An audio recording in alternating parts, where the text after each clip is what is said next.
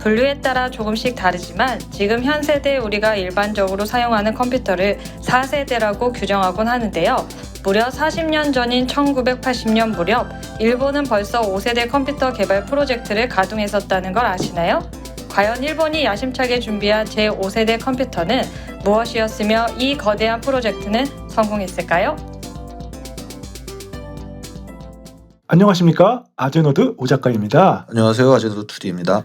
오늘 주제는 그 5세대 컴퓨터 프로젝트인데 이게 도대체 뭡니까?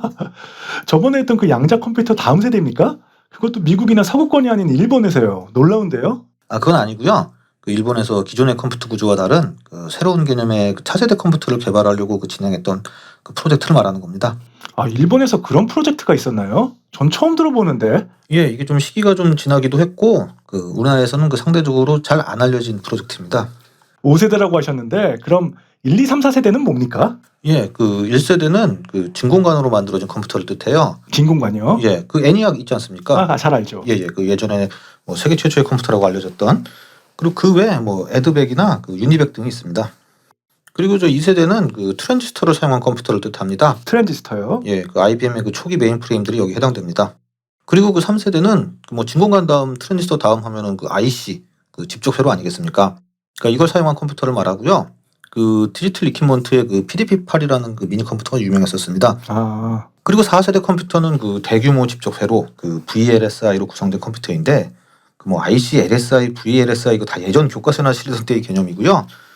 지금과 같은 마이크로 프로세서, 즉 인텔이나 AMD, ARM칩 등 이런 거 사용하는 컴퓨터를 뜻해요. IBM의 5100부터 당시에 슈퍼컴퓨터였던 크레이원, 지금 우리가 쓰는 데스크탑, 스마트폰 등도 여기 해당된다고 할 수 있습니다. 그럼 5세대는 아직 나오지 않은 거네요? 이거는 보는 시각에 따라 다릅니다. 차세대 컴퓨터의 개념이긴 한데 이거는 여기저기서 정의하는 것이 다르고 또 시대에 따라 개념이 바뀌기도 해요. VLSI보다 큰 ULSI라고 네? 집적 회로의 크기로 구분하는 경우가 있기도 하지만 보통은 인공지능 컴퓨터를 의미하는 경우가 많고요. 여기에 또 병렬 컴퓨팅을 같이 보기도 해요. 그래서 현재는 많은 인공지능 기술들이 도입되어 있고 또 대부분의 슈퍼컴퓨터도 이제 병렬 컴퓨터고 우리가 일반적으로 쓰는 컴퓨터에도 요즘 다 멀티코어 사용되지 않습니까? 그렇죠. 그래서 지금은 이제 5세대에 진입했다고 보는 시각도 있긴 합니다. 인공지능 컴퓨터. 예. 그럼 이 5세대 컴퓨터 프로젝트는 언제 어떻게 진행된 겁니까? 이게 60년대, 70년대 당시 일본이 전후 고도 성장 시기를 거쳐서 엄청난 경제 성장을 이루던 때 아닙니까? 네, 당시 세계 2위의 경제 대국으로 올라서고 그랬죠. 예, 그렇습니다. 당시 자동차라든지 가전기기 등으로 막 세계를 제패하던 일본이었지만 정보통신 분야에서는 미국이나 영국 등이 주도적인 역할을 하고 있었어요. 여기서 그래서 일본은 다음 세대의 IT 분야는 자신들이 우위에 서서 시장을 선도하겠다는 야심을 갖게 됩니다. 그래서 추진한 프로젝트가 바로 이 제5세대 컴퓨터 프로젝트입니다. 듣다 보니까 나름 당시 미래를 정확히 예측한 굉장히 야심찬 프로젝트였는데요. 이게 단순히 해당 분야에 투자를 늘린다 이런 수준이 아니라 10년짜리 장기 프로젝트로 계획을 합니다. 10년짜리 장기 프로젝트요? 예. 이게 그냥 무대뽀로 그냥 돈 들여서 시작한 것도 아니고요. 이 프로젝트의 진행 과정을 살펴보도록 하지요. 먼저 1970년대 일본에 통상산업성이라고 있었습니다. 통상산업성? 예. 한국의 산업통상자원부랑 같은 부처라고 보시면 되고요. 지금은 이름이 바꿔서 경제산업성이라고 합니다. 통상자원부 말씀하시는 거죠? 예. 1970년대 후반쯤 되면은 일본의 컴퓨터 시장 규모는 2조 엔까지 커졌다고 해요. 그 당시 금액이면 대단한 거네요. 그렇죠. 물론 이제 수출까지 포함한 금액이라고는 하지만 그래도 당시 화폐 가치 감안하면 엄청난 규모 아닙니까? 그렇죠. 그렇지만 이게 당시 시장의 기술을 선도하던 곳은 미국의 IBM 이런 회사들이었고 일본은 해당 관련한 독자 기술은 없었어요. 당시 일본의 NEC 등에서 만들어내는 것들은 결국 다 IBM의 아키텍처를 카피한 것들이 많았거든요. 일본은 나름 독자적인 컴퓨터를 만들어서 자국 내에서 사용한 거 아닙니까? 예. 80년대 초반에 IBM 호환 기종은 해상도가 낮다 보니까 한자 문화권인 일본의 환경에 맞지 않아서 NEC라든지 샤프 이런 데서 독자적인 컴퓨터를 생산을 해요. 이걸 꽤 오랫동안 자기들만의 규격을 만들어서 사용해 오다 보니까 이게 일본의 폐쇄적인 기술 문화의 대표적인 사례 중 하나로 많이 언급됩니다. 일명 갈라파고스 아닙니까? 예, 그렇죠. 그 얘기는 다음에 기회 되면 한번 다루도록 하고요. 아무튼 그래서 일본은 IBM 등의 기술을 추월해서 자신들이 다음 세대 기술을 선도하겠다는 계획을 추진을 해요. 야심찬 계획이네요. 그렇죠. 그래서 1979년부터 3년 동안 그 전자기술종합연구소. 이건 이제 현재는 그 산업기술총합연구소로 이제 이름이 바뀌었는데 이곳에서 그 사전 검토 및 그 타당성 조사 등을 합니다. 1979년이라 그 1980년대가 되기도 전에 벌써 연구를 시작한 거네요. 그렇죠. 그 이 사전 연구 기간에 그 연구용 프로그래밍 언어를 선정을 했는데 이 프로그래밍 언어에도 이 세대가 있거든요. 그건 또 뭡니까? 그러니까 프로그래밍 언어는 그 1세대는 기계어. 이거는 이제 컴퓨터가 바로 알아들을 수 있는 언어로 그 이게 숫자로 구성되어 있는 거고요. 네. 그 이진수 값으로 되어 있는 그냥 가장 원시적인 언어입니다. 그리고 이후에 설명할 그 모든 그 다음 세대 언어는 다 최종적으로 기계어로 변환되는 거고요. 가장 원시적이다 보니 속도도 가장 빠릅니다. 이 세대는 그 저수준 프로그래밍 언어라고 하는데 그 어셈블리어라고 그 기계어와 1대1 대응하는 언어입니다. 1대1 대응이라 그 변환 과정이 매우 쉽고 빠르고요. 그 속도도 기계어와 동일합니다. 과거에는 많이 쓰였지만 그 현재는 그 정밀하고 그 기계와 직접 통신하는 부분 등에서만 사용되고요. 네. 3세대는 그 구조적 프로그래밍 언어라고 해서 그 C나 코볼, 그 포트란 등의 언어를 말하고요. 그 4세대 언어는 그 비절차적 언어를 뜻합니다. 뭐 C++이나 뭐 자바 같은 그 객체 지향 언어 같은 것을 포함하고요. 제가 이제부터 많이 들어본 거네요. 예, 이건 유명하지요. 그 5세대 언어는 그 뭐 당시 이것보다 뭐 더 다른 개념의 언어를 뜻했는데 그 당시 인공지능 연구용 언어로는 그 리스프라는 언어가 유명했어요. 리스프요? 예, 그 함수형 언어인데 그 인공지능 분야 아니 이게 그 컴퓨터 공학 분야에서도 이게 엄청난 성과를 가져온 그 존 메카시라는 엔지니어가 있어요. 네네. 예, 이분이 개발한 언어인데 이것과는 별개로 그 또 다른 인공지능 연구용 언어가 있었어요. 그 이거는 이제 미국의 대항에서 그 유럽 그 프랑스 쪽에서 개발된 언어인데 프롤로그라고 있습니다. 프롤로그요?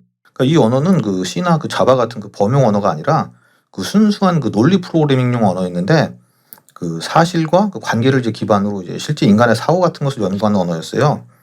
그 3단 논법 같은 것에 이제 기반을 하는 언어였는데 이 일본의 5세대 컴퓨터 프로젝트는 이 프롤로그를 선택을 합니다.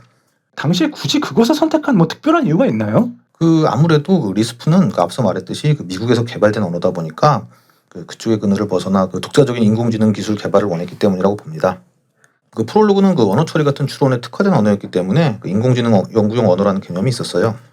그래서 그 사전 연구가 끝나고 어떻게 진행되었습니까? 그러니까 이 계획은 그 1981년에 그 서구권의 엔지니어들도 다 초대를 해서 그 국제 회의를 열었습니다. 아, 거기서 그 일본 측에서 이제 프로젝트 개요 등을 설명을 했어요.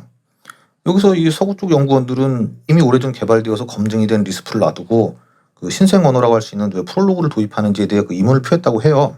그렇지만 또 일본 측에서는 그 이미 20년간의 그 연구를 통해 그 더 새로 나올 것이 없었고 리스프는요. 또 기존 개념에 구애받지 않기 위해서였다고 이렇게 대답을 했다고 합니다. 그래서 그 프롤로그를 선택한 게 잘된 선택이었나요? 그 얘기는 좀 나중에 하도록 하고요. 그래서 그 다음 해, 1982년 그 앞서 얘기한 그 통상산업성 산하에 그 신세대 컴퓨터 기술 개발 기구라는 것을 설립을 해서 그 장장 그 10년 동안 연구 개발하기 위한 프로젝트를 이제 발족을 합니다. 말 그대로 10년지 대계네요. 그 당시에 일본의 경제력과 야심이 느껴지긴 하네요. 예, 그러니까 학계와 이제 기업의 인재들을 모아서 그 인간의 두뇌와 같은 그 인공지능의 개발을 목표로 그 장대한 프로젝트가 시작이 됐어요. 80년대 인공지능 개발이요? 그렇죠. 그러기 위해서 그 획기적인 패러다임의 언어를 도입하고 그 엄청난 병렬 연산을 통해 그 인간처럼 추론하는 즉 생각하는 기계 그 싱킹머신을 만들겠다는 목표를 향해 그 10년간 540억 엔을 투입한 프로젝트였습니다.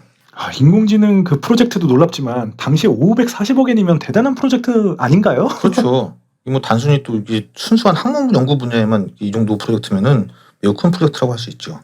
그 80년대 하면 그 일본의 황금기 때 아닙니까? 결과가 궁금해지는데 그래서 결과는 어땠나요? 예, 그 결과부터 말씀드리면은 이 프로젝트는 그 처절하게 실패했다고 봅니다. 실패했다고요? 예. 그 이제 보는 시각에 따라서는 진짜 정말 성과가 하나도 없는 그 완전한 실패로 보기도 해요. 완전한 실패요? 진짜입니까? 그래도 그 여러 인재와 그 당시 세계 시장을 선도하던 그 일본의 경제력과 기술을 감안하면 믿기지 않는데요? 이게 그 일단 가장 큰 실패의 원인으로 꼽는 것은 그 앞서 말했던 그 개발 연구용 언어의 선택으로 보는 시각이 좀 많습니다. 뭐 프롤로그 예, 뭐 이거 말씀하시는 거죠? 예. 그러니까 이제 기존의 절차적인 방식과 다른 그 논리 프로그래밍이라는 그 새로운 개념의 언어를 도입한 건데요. 이 프롤로그는 뭐 실행 순서가 있는 그 절차적인 언어와 달리 그 실행 순서라는 게 존재하지 않는 정말 말 그대로 그냥 사실을 정의하고 그 규칙을 정하고 그에 따른 논리를 구축하는 그 지리용 언어였는데요. 이걸 연구해 뭐 독자적인 결과물을 내놓긴 했습니다만 정작 이걸 이용해 개발할 만한 것이 없었어요. 그러니까 실용성이 없었던 거죠. 아니 그 시대를 앞서가던 그래도 인공지능인데 왜 실효성이 없습니까? 그 앞서 말씀드렸듯이 뭐 논리를 추론하고 뭐 그렇다는 건데 이걸로 뭐 합니까? 당장 실생활에서는 그 뭐 자료를 모으고 검색하는 데이터베이스나 뭐 우리 많이 쓰는 뭐 엑셀 같은 스프레드시트나 워드 프로세서 등이 유용한 거 아닙니까? 듣다 보니까 또 뭐 그런 것 같기도 하네요. 저걸로 업무 보고 뭐 게임하고 그럴 것도 아니지 않습니까? 예. 또한 그 이미 인공지능 연구로는 그 뉴럴 네트워크라는 게 있었어요. 뉴럴 네트워크요. 예. 그 5세대 컴퓨터 프로젝트보다 한참 더 전에 그 연구가 시작됐던 거고요. 이거는 그 당시에는 크게 주목을 못 받았지만 이것은 그 지금도 유효하고 실용화되었습니다. 그 기계학습, 즉 딥러닝 알파고 같은 것이 이 뉴럴 네트워크 연구의 산물입니다. 뉴럴 네트워크는 일본 건가요, 그럼? 전혀 아니죠. 아, 기술적으로는 그 앞서 말한 것들 이런 것들이 실패 원인이었지만 그 외적으로 이제 프로젝트 구조적으로 보면 이게 그 단 한 사람의 그 디렉터에게 진행되었던 것도 그 실패 요인이라고 보기도 합니다. 아니 그건 또 뭔 얘기입니까? 그러니까 이 프로젝트가 그 뭐 여러 연구자들이나 뭐 여러 부서 뭐 이런 데서 뭐 자유롭게 논의하고 그랬던 것이 아니라 그 위에서 아래로 내려간 그 전형적인 그 일본식 그 기업형 분위기 구조였다고 해요. 아, 그래서 이제 책임 기술자 아래로 이렇게 쭉 일방향으로 내려오는 구조였다 보니까 아무래도 이제 경직된 연구 구조로 갈 수밖에 없었겠죠. 전형적인 그 일본 관료주의 스타일 아닙니까? 그렇죠. 그러니까 결국에는 그 당시에 그 많이 진행됐었던 그 일본의 여러 야심찬 프로젝트 중 하나로 뭐 지금에는 뭐 세간에 잊혀진 채로 남아 있죠. 그 일설에는 그 연구 결과를 뭐 미국 측 연구진들에게 제공하겠다 했지만 그 미국 측에서 필요 없다고 거절했다는 얘기도 있고요. 그 실제 그 당시에 그 1991년 그 걸프전 있지 않습니까? 아, 유명하죠. 예, 그 걸프전 그 첨단 무기들이 이제 많이 사용된 전쟁이었는데 그 이 무기에 그 일본 칩이 많이 사용되었는데 여기에 이 프로젝트의 뭐 결과물이 반영되었다는 얘기도 있긴 해요. 뭐 진위를 좀 알 수 없는 얘기 같긴 합니다. 듣다 보니까 저도 어릴 때 뭐 툭하면 뭐 미국 무기나 뭐 첨단 제품에 뭐 일본의 기술이 들어간다 뭐 그런 도시전설 같은 얘기 많이 들었던 기억이 나는데 그 출처가 이건가요? 예, 그럴 수 있죠. 영원한 비밀같이 느껴지네요. 그렇죠. 뭐 그런 이야기들 뭐 90년대 많이 나돌긴 했죠. 뭐 현재는 그 세계화 시대고 뭐 어느 나라든 뭐 단독으로 상품을 다 제작하기 힘든 시대다 보니 뭐 아주 틀린 이야기라고만은 뭐 할 수 없기도 합니다. 그건 그러네요. 자, 오늘 이야기 잘 들었습니다. 오늘은 그 80년대 일본의 전성기 때 추진되었던 세계정복 프로젝트의 일환 중 하나였던 제5세대 컴퓨터 프로젝트에 대해 한번 알아봤습니다. 재밌으셨다면 구독과 좋아요 부탁드리겠습니다. 저희는 다음에 다시 찾아뵙겠습니다. 지금까지 아제너드였습니다. 시청해주셔서 감사합니다. 감사합니다. 자, 영상 유익하게 감상하셨는지요? 다음 시간에 더 재미있고 유익한 영상으로 찾아뵐 것을 약속드리며 좋아요와 구독 부탁드리겠습니다. 지금까지 아제너드였습니다. 편안한 일상 되세요.